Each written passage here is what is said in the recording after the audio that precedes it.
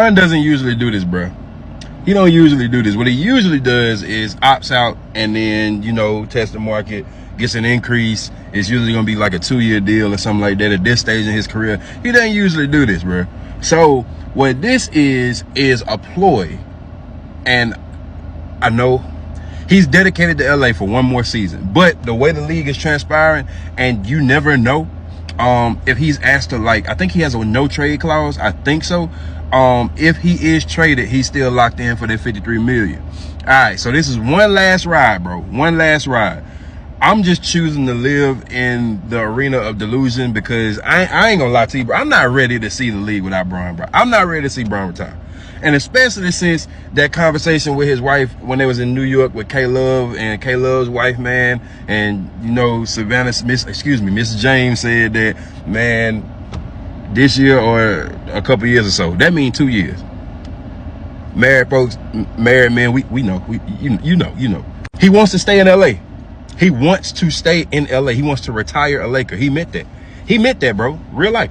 But he also is paying attention to the pieces around because bro wants to win this season. He wants a ring this season. When they traded for Luka, that was for a little bit now, but more for the future. Everybody pretty much knows that. But I'm going to tell you how this is going to shake out, bro.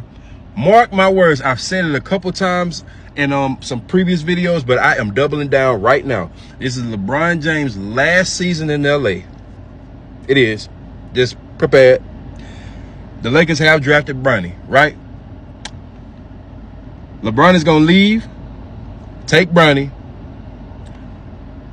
Wherever Bryce is drafted, LeBron James and Bronny are going. Couple that with Stephen Curry. I fought to say it. I fought to say it. Bro, they were not joking. Did you see that chemistry in the Olympics?